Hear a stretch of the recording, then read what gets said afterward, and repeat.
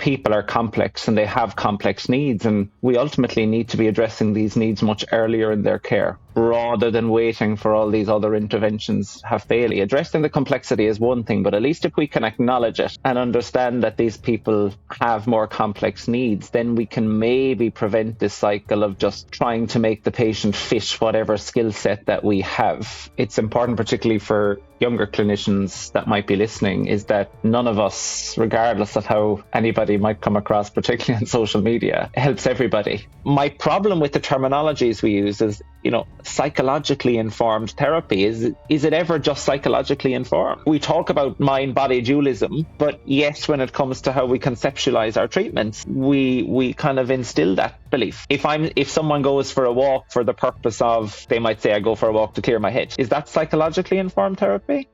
If you've been active at all on X in the physical therapy space, you've likely come across Derek Griffin. Derek is an Irish physiotherapist who shares a ton of valuable content around best practice in pain care. While some have accused Derek of being a nihilist, you will see in this episode that he has a well-reasoned and person-centered approach to his pain care. I was able to sit down with Derek and have a great conversation around his practice and how he applies person-centered care in real time.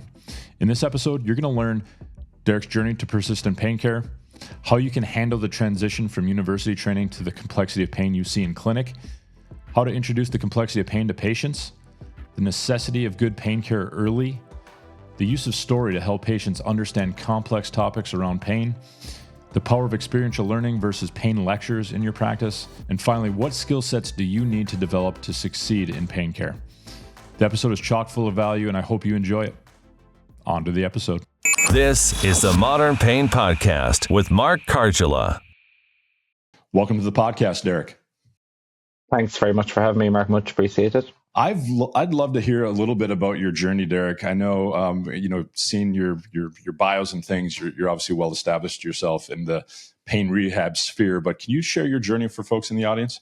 So I suppose my journey began, like everybody, with an undergraduate degree, which I started in 2004 in the University of Limerick. So I'm from County Kerry in Ireland, which is not that far from Limerick, about an hour and a half in a car. So I spent 4 years with my undergraduate program. And I suppose that's where I really started to like the whole idea of pain rehabilitation. And particularly, I suppose my initial interest is I'm a big advocate and have a lot of interest in the basic science work around pain, and the physiology of pain was something that I took a liking to very early on in my training. And I suppose I've changed in more recent times as I've become a bit more clinical, but I suppose that's what kickstarted the journey. So after my undergraduate degree, I was fortunate enough to get a scholarship which funded the PhD program from 2008 until 2013. And during that time, I was able to work clinically part-time as well while I was doing the PhD. So the PhD was very much on the looking at physical activity behaviors in people with persistent back pain. So this was a group of people that were highly disabled attending secondary care. And as part of that process, as during my data collection, I was on site in one of in the hospital that I was recruiting from. So one of my supervisors is a consultant in anesthesia and pain medicine. So during that time, I was very fortunate to be able to sit in on those clinics where I was recruiting. And I suppose that really gave me an insight into the importance of listening to people's stories, because as you know, I was a PhD student. I wasn't the clinician dealing with those patients, but I had the opportunity to sit in the corner and just listen to people tell their story. And it gave me my first insight into multidisciplinary care, because there was some really great nursing staff that were part of that pain clinic, and just to see how people interacted with people with pain, the importance of listening to them, and the diversity of the stories that people had to tell. So I suppose I was exposed very early on to the complexity of pain and the problems that it poses for people with pain, and the importance of the multidisciplinary team. So then that led into a period of time after my PhD where I did some academic work, some lecturing at the university. And then I returned back to Kerry, where I'm from, full-time, to take up a post as a clinical specialist physio, primarily in the areas of pain, but not solely in the area of pain rehabilitation. And I have been there for approximately 7 years now. So I've had I've had a nice journey. I've had a bit of academia, I've had a bit of research, but I think I'm a clinician at heart. And that's the vibe I get from you online too, is that, definitely you're well versed in the research. I see you kind of dissecting it and having your commentary on it, but obviously also in the reality of the clinic. And I think that's a unique place to be, where you can kind of be really in the front lines of translating research, and especially with a good research IQ and acumen, where you can kind of draw upon really interpreting it well, because we'll maybe get into some of the challenges of interpretation of research, and some of the dangers of, like, a one study, trying to really make drastic changes in your practice with a poorly designed one study. But you also speak to a bit of that transition of your thought process. It sounds like you went into your observations in these pain clinics with the standard kind of physio mindset of, like, you're just going to question out the biomedical algorithmic pathway of this patient's pain, and then you're going to come up with an intervention that's going to be very kind of, again, more linear in nature. But then you saw, as you were in your pain clinic observations, that it was much more complex. There was a lot more of storytelling and narrative based approaches. I'm just curious if you can unpack that a little bit more, as far as how you saw that the transition you needed to make in your practice to kind of better handle some of the complexities of pain that you saw. Yeah, I suppose I was lucky in that process happened very, very early in my career. So almost immediately after I had finished my undergraduate degree, really before I suppose I had got into the whole clinical practice side of things. But I suppose you're still left with the dilemma, well, what can I do about that? As a sole practitioner, it's very difficult. I suppose you can listen to the story and you can understand the complexity, but sometimes the resources just aren't available to deal with that complexity. And I suppose that's still one of my frustrations when it comes to helping people with pain. I am a true believer in transdisciplinary and multidisciplinary care, but it's all well and good talking about it. It's a very different thing to see it happen in practice. Particularly outside of standard pain management programs, where these are usually multidisciplinary based, but I'm talking about more in the local community before people ultimately get to a pain management program. I'm not sure what it's like in other countries, but in Ireland, I think pain management programs are seen as the type of program that you'll go on when other interventions haven't worked. And I suppose my problem with that is that we know that people are complex and they have complex needs, and we ultimately need to be addressing these needs much earlier in their care, rather than waiting for all these other interventions have failed. So that kind of idea doesn't sit very well with me. I think we need much more access to various people with various skill sets much earlier in the course of people's journeys, and unfortunately that always isn't available. So that is one of my biggest frustrations, and I think it's one of the barriers to ultimately helping people with their pain. No, I would highly agree. I think your basic community physiotherapy clinic may not have the resources, as you speak to kind of provide that multidisciplinary approach, but also maybe operating under some maybe more dated traditional ways of looking at pain. And I would argue that the U.S. is very similar. Like pain rehab programs, one, they're very rare in the U.S. just because U.S. is so revenue driven in their approach to healthcare, and it's a hard, I guess, business to run as a healthcare, which I hate even to kind of consider, but it's the reality of what we face here in the U.S. But what would you like to see? Like, if you were able to kind of help more on the front lines, I agree. If we could get better pain care early on when these acute things are happening versus waiting, and a lot of times, and I don't know how it is over there in Ireland, but all of the folks have gone through like list after list of pain physicians and surgical procedures and different things that they've been through before they've gotten into kind of a more different approach of pain. How would you, in an ideal world, like to see more of that kind of frontline community-based physio look?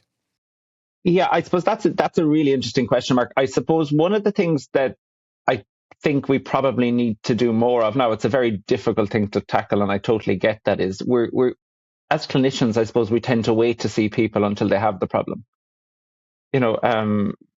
Prevention, or at least looking at ways that we might prevent people from getting into this kind of cycle in the first place, while it's very challenging to do, I think it's definitely a worthwhile journey. And perhaps clinicians need to engage more with the local communities, schools, workplaces, community events, public education sessions.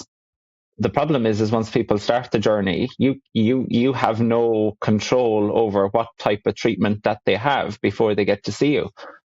A lot of the people that I would tend to see have very well established pain conditions prior to them getting to see me. Not always, but the vast majority.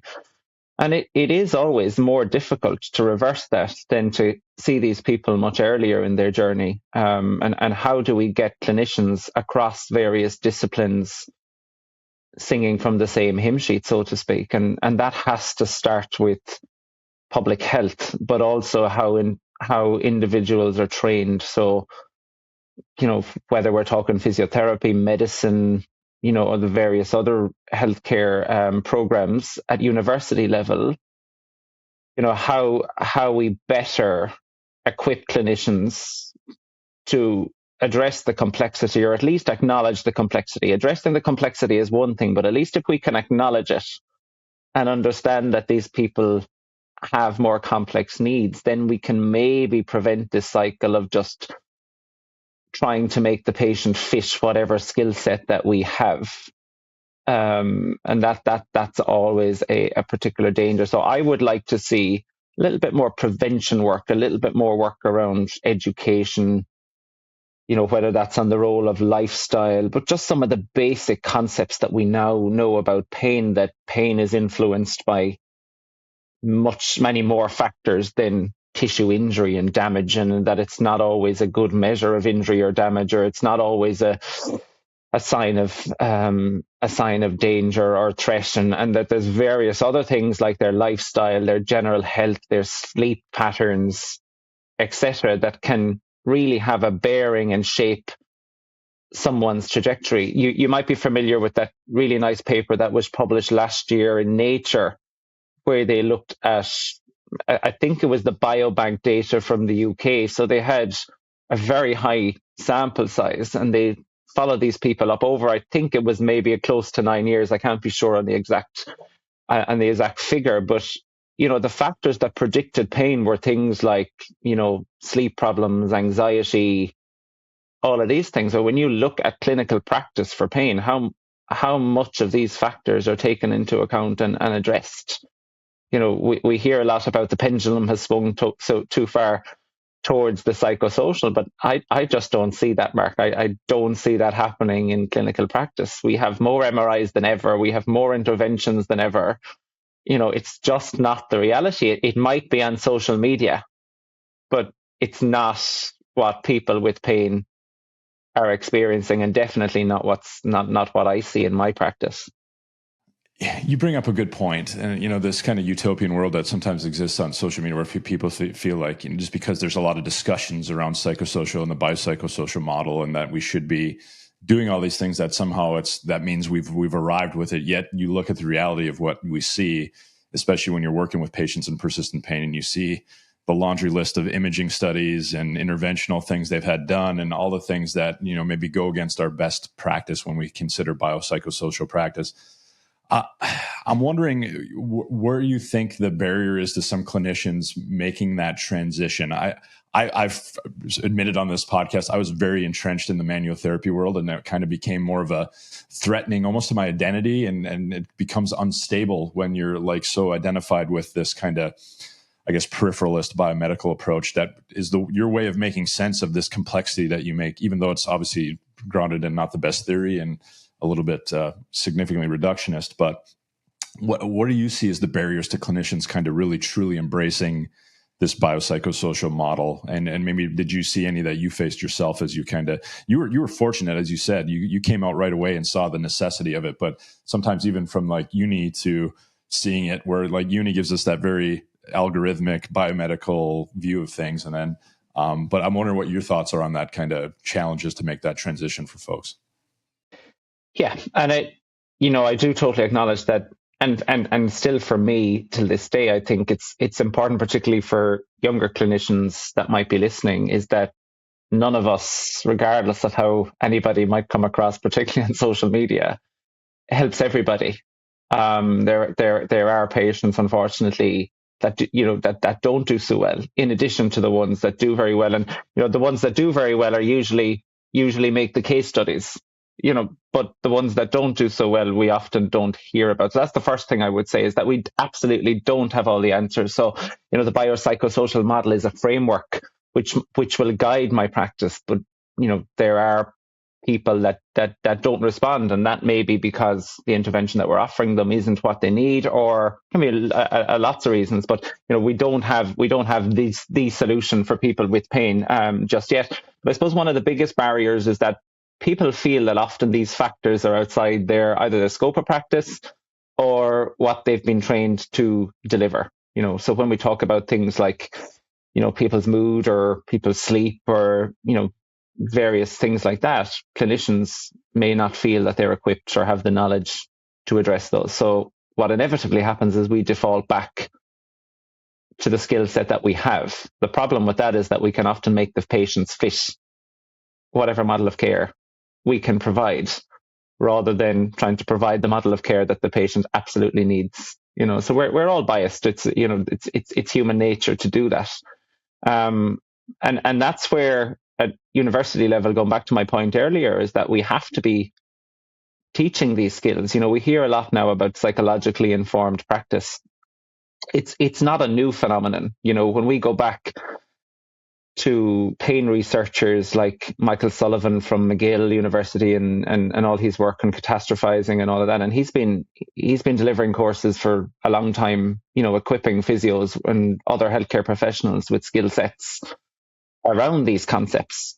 So it is important that we upskill on many of these concepts and factors, and utilize them on a day-to-day basis, because the information is out there now. It's no different than, I think clinicians are very happy to go on a course where they learn the latest rehabilitation for a hamstring injury, or these, because exercise is something that we think that, this is our skill set. But we really need to be upskilling on what used to be called these soft skills, but I don't see them as soft skills. They can often be some of the hardest things to develop. So, building rapport with patients, dealing with distressed patients, and I suppose how we talk to patients, and that how we challenge some of the beliefs that they might have in a professional way, but in a way that changes their mindset around pain. So trying to shift them away from, I'm broken,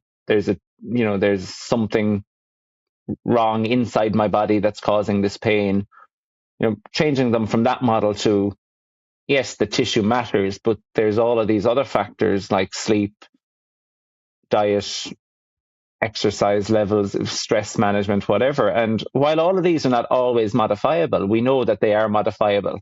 And the challenge is, how do we best do that? And we often don't do that alone. And that brings me to one of the other barriers, is that just lack of resources. So in my practice, I would see people that have a diagnosis of, clinical depression. They might have a history of post-traumatic stress disorder, anxiety, and often, Mark, is just not managed well. And nobody has decided to refer them or to put them in touch with people that are the experts in helping them to manage this. And, the evidence is very clear. If you take somebody with pain that has uncontrolled or unmanaged depression, their outcomes are going to be poorer from the start. So sometimes it's important for clinicians to put their hands up and say, yes, I can help you. We can look at getting you more active. We can do all of these things, but we need the expertise around these other things. And that's having that discussion with the patient about whether that's referring back through their GP or referring to, community services that can address these problems. So as clinicians, we need to put our hands up and say, look, I can't address all the factors that are relevant to your condition. I can address maybe some of them, and I can help you address some of them. But, we have to have that professionalism where it's okay to ask for help. I don't have to get you better. This is not a game. This is not a competition. I know a clinician, or I know somebody that has the skill set that can help you with your particular issues, that will allow me to get further with you with what I can offer. And we know that's from the literature, and often that doesn't happen. So I think the main barriers are, as I've said, that we just don't feel that we have the skill set to address these problems, or they're outside the scope of practice, or just lack of resources to send these people in a timely manner to help them with whatever these problems are. And then by default, we just revert back to the old model, because clinicians, we're all human. We do feel we need to offer something, and maybe this is where people get hooked on these short-term treatment effects. Because you feel better with whatever intervention is offered. You feel like the clinician has done something. The clinician feels a bit better because they've helped you, but follow these people up 12 months later, and they're usually not any better, and often still reliant on these short-term change. So yeah, it is a challenge, but I think it's a challenge worth taking on, and that there are ways and means to at least overcome some of those hurdles. The lack of resources is definitely an issue, and I think that exists across the world. In some areas, obviously worse than others. I'm wondering if we could go further into the thoughts of these new narratives, because sometimes we have patients who come in, and I know, working with university students and even just early career clinicians, the struggle to start introducing maybe a new narrative around pain, because they often come into clinic with this very, like, you have this wrong, it's a short leg, it's a disc, it's there's often something they're anchoring on from that traditional biomedical, and it's not to their detriment or nothing. I think we all are going to look for something to make sense of what we're experiencing as a human being. And oftentimes what's positioned to those folks is this MRI finding, or this, so-and-so. I'm wondering if you could maybe help some of those younger clinicians. I mean, there's not a one-size-fits-all approach, we know, because people are complex. But what have you found helpful to start introducing some new narratives to patients who might be kind of stuck in that more traditional mode of looking at pain very unilaterally as one specific tissue finding? Yeah, I suppose what I would say there, Mark, that all starts with firstly listening to the patient and gaining an understanding of how they understand their pain, and again, the so-called new narratives around pain, even though they're not that new now, none of this is saying that tissue factors are irrelevant. And this debate still goes on. That's not what any of this so-called new science says, or has ever said, really. And I know it may have come across as that in various interpretations of what people have said, but ultimately we know that pain is influenced by many factors, including what's happening in the tissues. So you can have all of these findings on an MRI scan that may be not related to your pain, and of course there are times when the tissue is very relevant. You have a fracture, you have a trauma, and even in persistent pain states, we'd be naive to think that the tissue is playing it has no relevance. Even from a deconditioning perspective, we're going to get some local tissue changes. But when the things that I have found helpful in explaining to patients how these other factors might be relevant is, when you give patients a chance to tell their story, they'll often highlight through their own stories situations where all of these factors have played a role. They will say things like, my pain is worse when I'm tired, or my pain is worse if I've had a busy day, or when I was away on holidays for 2 weeks, my pain felt really good. And they might attribute things like, the warm weather, or the temperature, the climate was much better. And even if that's true, these are all scenarios where their tissue didn't change. The MRI, if we had looked at their MRI in these situations, it probably wouldn't look any different to when they are in pain. So I think it's listening to their own story, finding bits of the story that illustrate how these other factors play a role. And I use that term, they play a role. They're not the cause of pain. We get into too many debates of what's causing your pain, and is it a cause or is it a consequence? To be honest, when there's a patient in front of me, it's irrelevant. If it's a factor that's involved in their pain experience and I can change it, or I can help them change it, we'll soon find out its relevance. And most of these factors aren't separate. So things like sleep and mood and physical activity, they're all intertwined in the same cycle. So if you're not sleeping very well, your mood is going to be potentially lower, your anxiety may be a bit higher, and your pain increases as a result. So we don't have to look at it and try to change everything separately. Sometimes getting somebody to sleep a little bit better will have a knock-on effect on all of those other factors. So I think we sometimes go in all guns blazing and point out all the problems. You're not exercising, you're not sleeping, you're not eating well, you're overweight, and we send them home with this problem list without a solution. So my strategy would be, listen to their story, find the points that illustrate how these other factors are relevant to pain, and then use our motivational interviewing skills, use our reflective listening to get patients to think about their own story and to kind of self-reflect back on their story. And they'll often have that eureka moment where they say, yeah, that actually does make sense when I think about it. But often they're so caught up in their pain that these scenarios are just not making any sense to them. And then when it comes about how do we try to address it, we can't change everything overnight, nor should we try to do that. So I suppose one of the biggest changes I've made in my practice is to really look at how do we prioritize what needs to change, and what can I change reasonably quickly with limited resources that's likely to give me some return on the investment. And that might be, just looking at some behavioral work around sleep, or it might be looking at a way of increasing their daily step count, or whatever it might be, Mark. It's not always the same. But I suppose, that's the approach that I would take. I'm not somebody that would give them a sheet with how pain works, or and I think that's sometimes where we have gone wrong.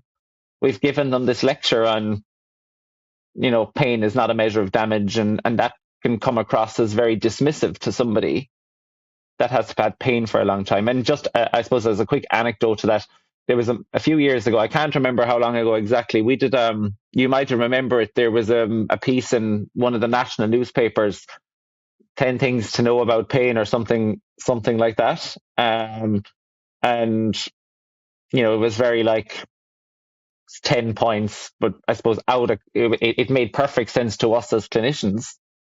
But some of the feedback from the public wasn't all that positive. And that taught us something as well. Out of context, these what were accurate messages around pain may have come across as being quite dismissive. And if that happens in a scenario like that, it also surely happens at a one-to-one level in a clinic. So the next time we did something like that, we phrased it much and more like a story, and I think that we got somebody with pain to look at it and to review it and to kind of give us some feedback on the language we used and how we tried to promote that message. And second time around, the feedback was much more positive. So often the problem is in the delivery, not in the message. Don't be dismissive of somebody's pain. And, sometimes maybe we do come across as like that. And I'm sure it happens to everybody. People leave the clinic thinking, he's just told me my pain is in my head, but I think that's where, if you reflect back on their story, it's their story. They're not going to argue with their own experience. And that can really show how pain is complex. On a final note there, you might have often heard me saying things like, we need to biologize the psychosocial. And I suppose what I mean by that is when we talk about things like stress and anxiety and sleep and how that all influences pain, there's a complex chemistry or a biochemistry that underpins pain, Mark. And, when we're stressed, things are happening inside our bodies, in our immune systems and our nervous system. And, I suppose I try to get that across to patients. This isn't from your neck up. This, stress is a systems problem. Anxiety is a systems problem. There's changes in things like inflammation. There's changes, at the level of the muscle. There's changes in immune function. And the consequence of this is that we get this heightened response or what they might call a heightened pain sensitivity or sensitization or whatever the phenomenon is. So I think when people can actually link things like anxiety and stress and sleep to physiology, they're more willing to take it on board rather than thinking, well, you're just feeling more pain or you're perceiving more pain or whatever we need to be very careful with our language, that it comes across as being a lot more dismissive than we've meant it to be. You bring up a common issue that I think I definitely have fallen victim to as well, is like we want to create these patient-facing materials that are going to have this positive impact. Yet often when we create them, the person that isn't there as we create them is the patient. Obviously there's experience we have with the patient and different things, but I think, and we're doing better because we see patients being involved in more research. We're seeing patients involved in more task force. We're seeing patients being present at conferences, which I think is a huge step forward for us to just sit around these tables without them present and just assuming this is what they need and this is what they want. I think your experience there with the piece that you put out there, where 10 different things, and with patient input, lo and behold, there was a significantly better impact and better reception. So I think that's something we all can probably learn from that. I want to go into a bit about this biologize the psychosocial, because I completely agree. And there's these frontiers. We had some folks on in the immunology arena talking about this. And where do you see kind of the frontier of where we need to start looking to, there's psychoneuroimmunology, there's all these ways where we're trying to like take what's happened psychologically and bring it down to that systems perspective. I think there's a lack of definite understanding from the general patient populace of this connection. I think we're still very much a mind-body separate entity out there in healthcare. I'm wondering where you see the kind of the frontiers going and where hopefully that might impact patient care. Yeah, and look, I suppose, I think you've heard people like Mark Hutchinson on your podcast and all of these experts in immunology. And every time I listen to these people, it's such a fascinating area. I read some of those papers and often don't have a clue what's going on. It's really, really complicated. And I look, we're not going to be an immunologist. We don't need to be immunologist, and some of that stuff really does go over my head once we start talking about ion channels and various glial cells and all of that. And I suppose I tried to find how we make it a bit more clinical, and when we look at systems like the neuroimmune system, I suppose the thing that they have in common at a very basic level is they protect us, from potential threats or dangers, and when you sprain your ankle, Mark, or you fracture something, pain at a fundamental level is a protective mechanism. It's a sensation that we feel that encourages us to change our behavior. Unfortunately, sometimes that mechanism or mechanisms that govern pain, go into a state where we're potentially overprotected, or we're feeling pain in response to things that aren't potentially harmful. And again, at a clinical level, I talk to people about things like allergies, hay fever. You get this big immune response to something that's just not dangerous, but nobody would tell you that's in your head. There's a clear physiological response, and we don't understand why that always happens. Is it genetic? Is it environmental exposures? And pain behaves in a similar way.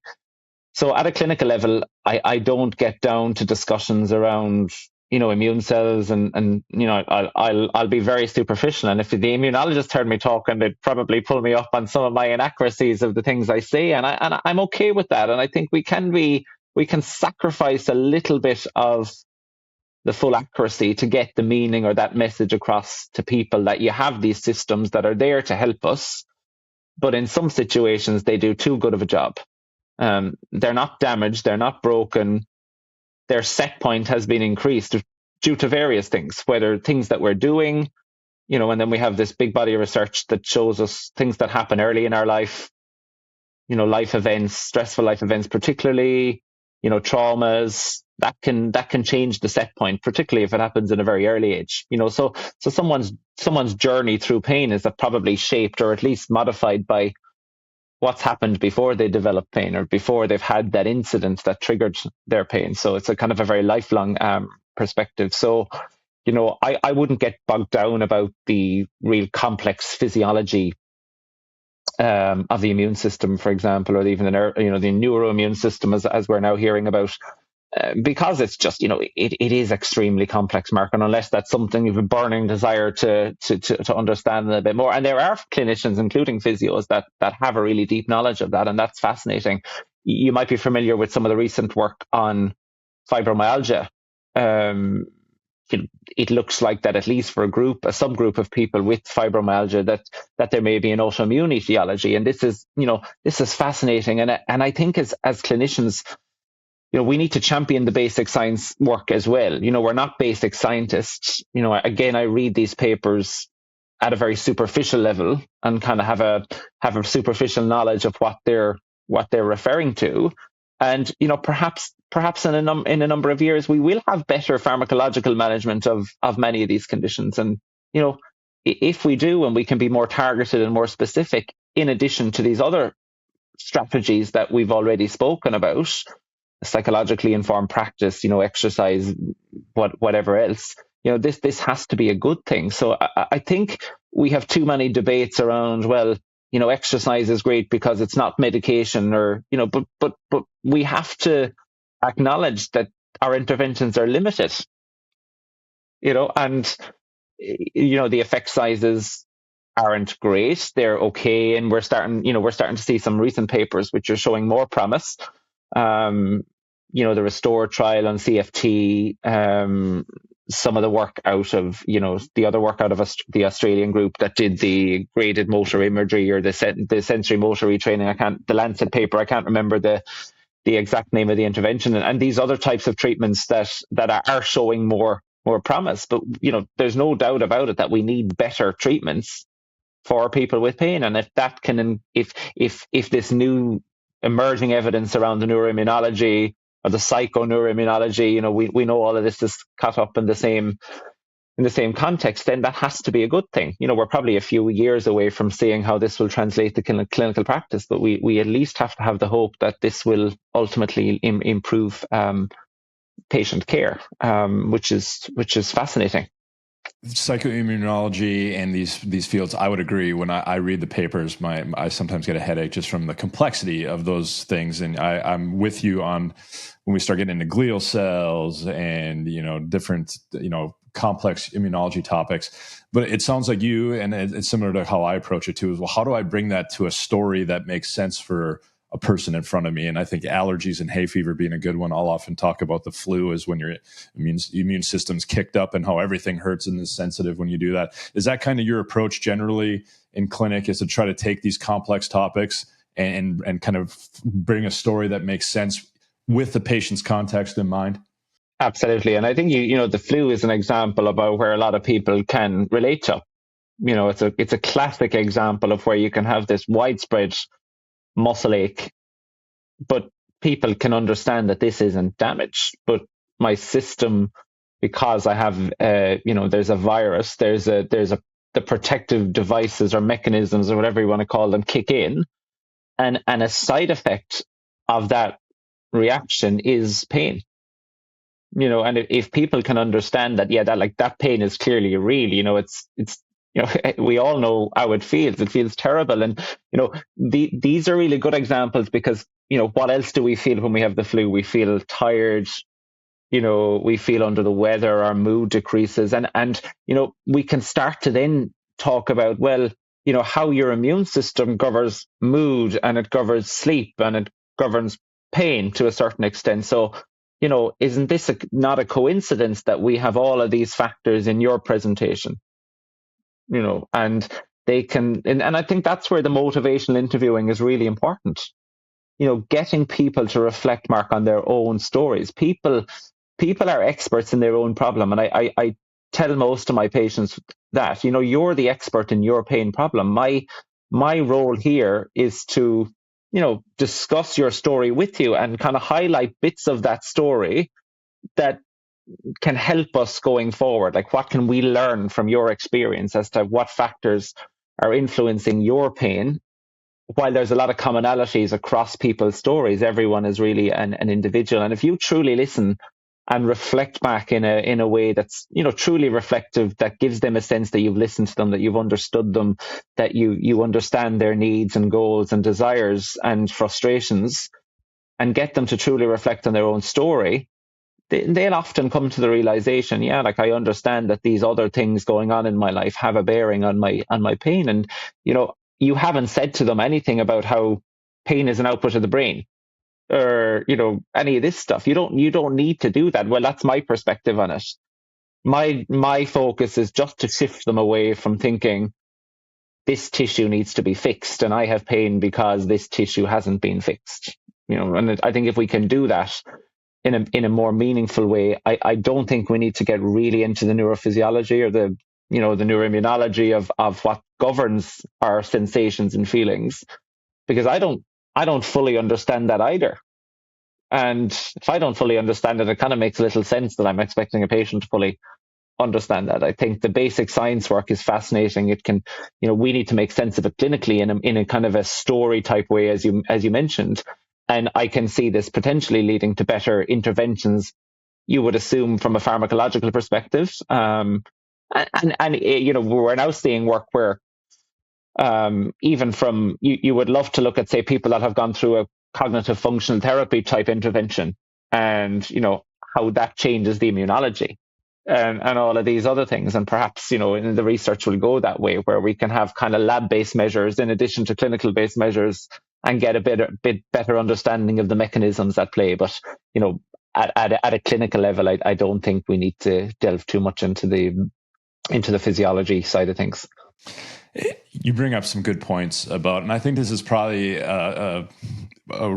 due to the big push with pain neuroscience education, which obviously has been an overall good thing. We've recognized its limitations. Obviously, it's not a standalone intervention, or should we expect anything to be a standalone intervention with something so complex? But it seems to me, and I'd love to hear your thoughts on it, is it kind of got us in this mode of operation in the clinic of where we were telling the story to the patient without their input into it. It was like, yes, but your nervous system's an alarm system. It's oversensitive, and all these things where we had these kind of canned neurophysiological explanations. I mean, again, good thought process and the motivation behind them being, solid. But to me, it still was missing the mark of really, like you said, are you truly listening, understanding, and taking that neurophysiology knowledge, that basic science knowledge, and then reflecting it back in a way that makes sense for the unique story in front of you? Is that kind of how you saw pain science and pain neuroscience education kind of maybe fall flat?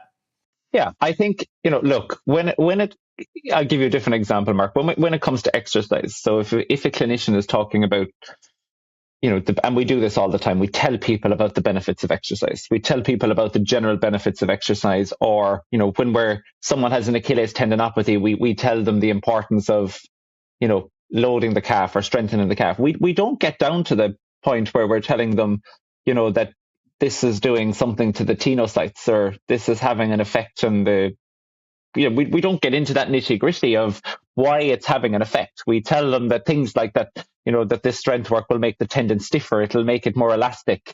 It will help your single leg hop. When it comes to pain, I'm not sure why we do the reverse. We get right into the physiology of it. And, we have these catchphrases, like you said, pain is an output of the brain, or, the system is very sensitized. But again, as you said, it's just, well, what does that mean? And, you say to somebody, your system is too sensitized. How many people interpret that as telling them they're just emotionally a bit fragile? You're just a bit sensitive. You just need to toughen up. And that, you can understand that, because I think if we didn't have the knowledge that we have, and somebody said that to me, I'd probably think the same thing. So I think we get that. So yeah, I just don't think we need to be, seeing pain education as this kind of standalone intervention.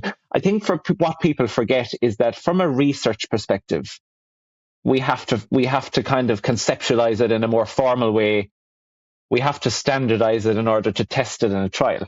And this might be one of the drawbacks of your standard kind of randomized controlled trial, And even if you look at something like cognitive functional therapy is one way of applying a biopsychosocial model of care. It includes, you could argue that it includes education around pain. It has borrowed on some of the information that we've had from the exposure therapy literature around anxiety and phobias and fear avoidance and, all of this kind of stuff. It has borrowed on the exercise literature around pain. And it's just kind of conceptualized it in a particular way. And we call that cognitive functional therapy. So is cognitive functional therapy pain education? I would argue it is, but it's much more through a behavioral approach. It's through an exposure-based intervention. What better way to learn that something isn't harmful than getting somebody to do something that they thought was harmful and they realize, actually, that wasn't as bad as I thought. I didn't have to tell them that their system has been overprotective or over, so I'm a big believer in that we can learn by doing. And, you might have heard me talk about exposure-based interventions in the past, Mark, and I'm not for 1 minute saying that this is the cure for pain, but as humans, we learn by doing. We learn better from our own actions and the reactions to those things. And as part of that, at times people flare up and we prepare them for that, but at times they think, I didn't think I could do that. I didn't think I could squat that much, or I didn't think I could pick that box up off the floor. Or I didn't think I could sit in the chair and relax. And I haven't said anything to them. I've changed what they're doing and I've changed how they're doing it. And I've let their own experience drive their learning. So I think we need to go down the route of learning by doing and then follow up with learning by saying. So if somebody suddenly realizes that actually that wasn't half as bad as I thought it would be, then I can go in and say, well, why do you think that was? And then the narrative comes in. Then we can talk around some of the stuff we know about pain. But I still wouldn't get into the real physiology of it. But, I can talk about how the system can be a little bit overprotective of something. And, when you relaxed, you kind of calm down those protective layers and it wasn't, you didn't get that reaction. We can kind of, at a very superficial level, apply some of this knowledge from physiology, but translate it into a message that patients can actually understand. So yeah, I do like that kind of behavioral approach that some of these kind of more recent treatments like CFT employ. Experiential learning is so powerful. And I think we're positioned initially entering the clinic to be not maybe that, as far as this more lecture-based paternalistic kind of mode of operation. And it's not through fault of the physios that are starting and trying to, gain comfort and stability in the clinic, but it's kind of how we're positioned as we get educated in physios and to kind of, I guess, I don't want to say surrender the expertise, but gain an understanding of the real expertise in the room. And the as you already mentioned, the patient is the best expert in their unique experience, and to draw that out and then to be an expert from our aspect to see if we can connect the dots. But I agree, if we can let patients experience things on the front end, where then it opens up doors to have conversations versus just shoveling this information at people. Is that kind of how you see things going when it comes to best practice? Yeah, and I suppose using exercise as your typical example, people will say things like, I didn't think that the exercise would benefit me so much, or I didn't think I'd enjoy it as much as I did, or, for the hour after I go for my walk or whatever, I feel much better. And then we can start to talk about, well, why do you feel much better? What happens for that hour when you're walking? And then we can talk about the endorphins or the endogenous opioids and how your brain stimulates the release of these substances that act similarly to morphine and wind your pain down. And, because pain is influenced by how wound up the nervous system is, it's not just about the damage that hasn't probably changed in that hour that you've went for a walk. So again, it's their story. They won't argue with their own story.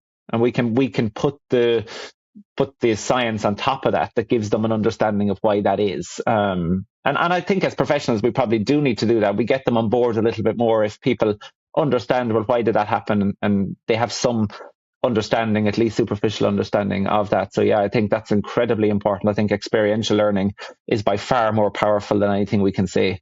you speak to motivation interviewing. You also spoke of exposure-based treatment. So that obviously falls under the umbrella of kind of more psychologically informed care. I'm wondering if you could speak to, the skill set that you think is like the ideal skill set of psychologically informed care, of like what things have you found as you've kind of gained a better understanding, obviously early on in your career when you were watching some of the nursing staff and staff in some of these complex pain clinics operate. I'm just wondering if you could speak to what you think is kind of the skill sets that you've really found beneficial in your practice. Yeah, I suppose the traditional model of care has been, a model of where a patient comes in for an assessment and then kind of follow-up interventions or treatments. And I always say to anytime I'm teaching with the students is that the assessment is ongoing. I don't break down my work with patients into an assessment session or a treatment session. As you're always learning from them. I'm always picking something, a different nuance up from their story each time that I see them. And I suppose as they gain more trust, they're more likely to say things that might be relevant to what you do going forward. So the first thing I would say is it might be a very simple skill, but take your time. And maybe in some settings or situations that's not possible, where it's more about, there's long waiting lists and you need to get through the waiting list. And I would find that model of care really hard. I'm lucky in the setting I'm in that I actually have sufficient time with patients. But even that, 45 minutes to an hour sometimes isn't enough. And I'm okay to get through whatever I can get through in that hour and say to them, look, there's a lot more we need to discuss or look at, but today's not the day for that. So that can be a skill in itself, feeling like you don't have to get everything done in the one session. If you consider listening a skill, and many would, just not interrupting the patient, just letting them tell the story. And I know from a university perspective, we have to teach around things like, how to take a subjective history and, the presenting complaint, the history of the complaint, the aggravating, the easing factors, and it becomes this kind of like list of things that you have to get through. And if you let patients tell their story, you'll pick all of that information up anyway. You might have to guide it and you might have to prompt them and you might have to move there. So that's a skill that I think that takes time to develop. I totally understand when you come out of university, you probably need some kind of a framework. You kind of need to make sure that you're asking about red flags, you're screening the things that need to be screened for, and that's okay, that's fine. And I think as you get more experience, you learn to do that in a way that's less kind of I won't use the word less formal. It's still formal, but I suppose it's done in a less kind of a didactic way, less tick box way, and much more based on context and stories. Because even some of those red flag questions, for example, out of context, they often mean little. They're often little value. Whereas when you understand it in the context of the story, then you can kind of know whether you need to act on those or not, or what relevance that they might have. I suppose learning to deal with uncertainty or learning to deal with conflict is important. So, when the patient gets annoyed or gets frustrated that that they're not better, or that they think you've told them that it's all in their head, how to not, to learn to not react, but at the same time respect that that's what they've understood about it, and be, that's a skill to kind of not panic and, again, just give them the opportunity to tell their grievances or what they feel can be done better. And that's okay, Mark. We all have to come up with that, against that. None of us are perfect. We, as I said at the beginning of this, we don't make everybody better. Different personalities. There's loads of different reasons why that might happen. But sometimes you just got to respect it and acknowledge it and move on. Of course, there's more formal type training interventions around things like acceptance and commitment therapy. Do we need to kind of develop formal skills around that? I don't think so, but these are, these are skills that are still useful to have. Motivational interviewing. But you made I suppose when you were alluding to things like, exposure therapy and those kind of things as being on the psychologically informed spectrum, you have to also remember that when you're exposing people to movement and activity, you're still having an effect at a tissue level. It mightn't be in a formal way where we're giving them 3 sets of 8 reps at a 10 repetition max, where we're focusing on max strength or whatever it might be, but you're still having an effect at multi-levels throughout the system. So again, my problem with the terminologies we use is, psychologically informed therapy. Is it ever just psychologically informed? Like we talk about mind-body dualism, but yes, when it comes to how we conceptualize our treatments, we kind of instill that belief. So if someone goes for a walk for the purpose of, they might say, I go for a walk to clear my head. Is that psychologically informed therapy?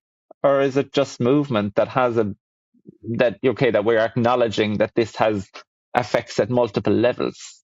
So I don't get bogged down about the terminology, if I'm very honest with you. I don't see it like that. I think it's very hard to box things into these niche categories, and sometimes I think it does us a disservice. And can make people fearful of the intervention because they see this as, well, shouldn't a psychologist be doing that? And there are times where, I do refer out to the psychologist or whoever, because that's their skill set. This is beyond something that I need to deal with. I mentioned, the clinical depression, the post-traumatic stress disorders. We have to be very clear when, that's not my expertise. I can acknowledge it. I can understand how it's impacting on you, but I'm not the person to address that, and it needs to be addressed. Therefore, you need to see my colleague that has the skills there. But I would never say to somebody, what I'm doing with you is psychologically informed, because, beliefs drive behaviors, but behaviors also drive beliefs, So we don't say this is a physically informed treatment. We don't give them a strength training program and say this is physically informed. So psychologically informed, just again, to me, it's unnecessary terminology, but others will disagree with me there, Mark. Yeah. I like the way you conceptualize it, because there's this eternal constant of, we want to bucket things in this nice, neat category, mainly through trying to understand things. But in the front lines, when you're working with a person, it doesn't delineate itself to this nice, neat bucket of, this is just my psychologically informed. And like you said, this is my physically informed treatment. So I completely get what you're saying and agree with it a ton. Well, Derek, I wanted to respect your time today. I really enjoyed the conversation and really wanted to thank you for all the contributions. You've made me think a lot on Twitter and on other avenues when I've seen your perspectives out there. I hope you continue to share them long into the future. Where can folks kind of get contacted with or kind of see what you're up to online? Yeah, so I suppose the main social media platform that I'm active on is Twitter. So that's probably the easiest way to get me. So it's at Derek Griffin 86. I can also be contacted on email. You can put that in the show notes, perhaps, Mark, as well. I have a Facebook page, Dr. Derek Griffin Physiotherapy. I don't particularly use it a lot, but again, it's a means by which people can contact me. I do have an Instagram page, but to be honest, I don't tend to use it from a physio perspective at all. So Twitter or email is probably the best way to catch me. And look, as I said, a lot of the concepts we discussed over the next number of years, that'll probably evolve, and we could have this conversation in 5 years' time, Mark, and have slightly different perspectives on things, and we have to be open to things evolving and changing. I'm a strong advocate for improving patient care, but at the same time acknowledging that we don't have all the answers. I'd love to see better treatments for people with pain, and we're starting to make some inroads, and we have a long way to go.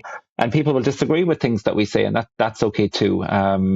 Different backgrounds, we see different populations, and that, I think, sometimes on social media and things, that's lost. We're coming at it from different angles, and that's okay too. Things like Twitter, they're a fantastic way of sharing information, and I particularly enjoy it. But at the same time, some of the nuances is clearly lost, and that can lead to what might seem like debates. But look, ultimately, we're all in for the same reason, trying to improve patient care, and if we can continue with that, then I think that has to be a good thing. Definitely agree with you there. I think the nuance can definitely be lost, but some priceless conversations. I always look at Twitter or X or whatever we're calling it now as free continue education. Can be a little destabilizing for a young physio when you see some of the seasoned physios kind of going back and forth with each other. But a great education for sure. Absolutely, yeah. And thanks again for having me. Delighted to chat. Yeah, absolutely. And we'll have to have this conversation, like you said, as our knowledge base evolves and as our, to me, I think that's a sign of a good clinician, somebody who's not like dug in trenches of this is the way I think and this is the way I'm going to think for henceforth, like where we're always open to learning and developing ourselves moving forward. So again, I wanted to thank you so much for your time. Really appreciate it today. For those of you who are listening, we'd love to have you subscribe on wherever you're listening to your podcast. If you're watching on YouTube, don't forget to subscribe, maybe even hit a like on it so we can spread this to more people. But I'll leave it at that this week. We'll talk to you all next week. This has been another episode of the Modern Pain Podcast with Dr. Mark Karjala. Join us next time as we continue our journey to help change the story around pain. For more information on the show, visit modernpaincare.com. This podcast is for educational and informational purposes only. It is not a substitute for medical advice or treatment. Please consult a licensed professional for your specific medical needs. Changing the story around pain. This is the Modern Pain Podcast.